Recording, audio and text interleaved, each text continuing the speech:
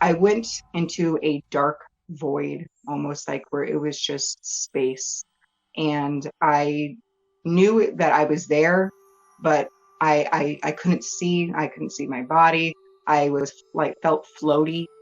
And I don't know how long I was in this environment, but I do recall then seeing a bright light, and I could then see myself outside of my body, and my body laying on my bed where I had previously taken the pills, and I had remembered what I had done, and I knew that this was my body and I was outside of it.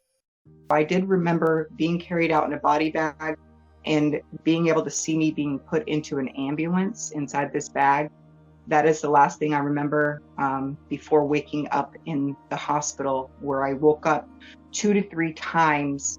And I'm just going to share what I saw within these times. The time frame is very confusing for me to understand, because having a near-death experience, time in the third dimensional space and the fourth dimensional space are very different. So I remember waking up in the hospital and them asking me, Lisa Everhart, do you know why you're here? Do you know why you're here? And asking me questions like, what's the date? Things of that nature. And then I went under again. And when I went under, the hospital room no longer looked like a hospital room. It looked like a building, brick building. And I was on this bed, and I was attached to this monitor that had codes on it. And then there was another like tablet. One was like the size of a phone, one was the size of a tablet, and they both had coding on it. And one was attached to me through a cord. And I remember trying through all my effort to pull myself up out of this bed, out of this body. And then I was able to succeed in doing that. And I was floating. I wasn't in a body any longer. I was just floating. I couldn't see myself, but I went through this wall, and the hospital didn't look like the hospital. It was all brick. And I went through, and everything was a very dim light. And I went through this sliding glass door, and I went out, and it was just all green grass everywhere. And there were these 2 trees. There was one to my right and one to my left, and they were exactly the same distance from each other, parallel to each other. And I went up the first tree. For some reason, I felt called to go up this tree, and I tried to float up it, and I couldn't.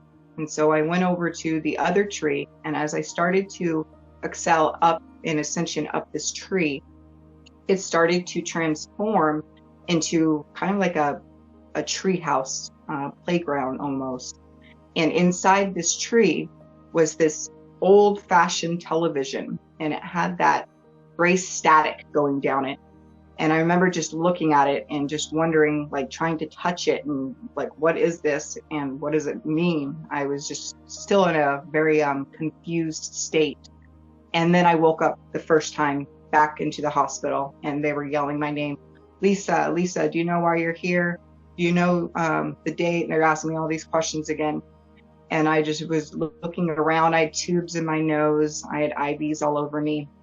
And then I started to fade out again, and my eyes started to close. And then I heard the nurses say, she's seizing, but there's no activity of it on the monitor. And then I went fully under again, and I was back where I saw the tablet and the phone and the coding on it. And this time I tried to look to see if I could understand what the coding on it was, but I couldn't. And it became very glary.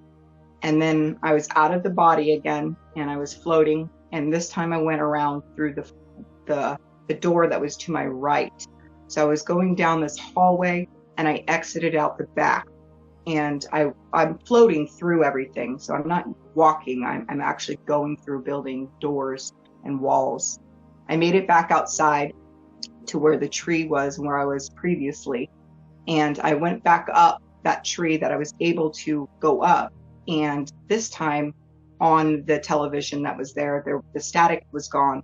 And I was seeing hundreds of thousands of little tiny glimpses of what I understood at that time to be all experiences of life that I had lived or that I could live.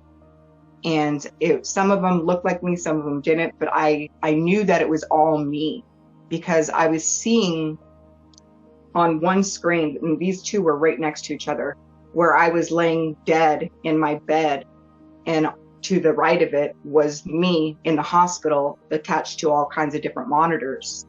And so when I put my hand forward to try and touch it again, but there was no physical hand, but it was me moving my light orb, because that's what I was, towards this screen. I then sucked in, I became like a vortex of rainbow, and I sucked into this scene where I was in the hospital. And so I felt it, where I literally felt like a shift in me. And I then woke up again for the second time in the hospital, and my body was shaking when I was awakening. And then they were yelling again, and I heard them saying, "She's seizing again, she's seizing again." And then my body went still, and I went back under.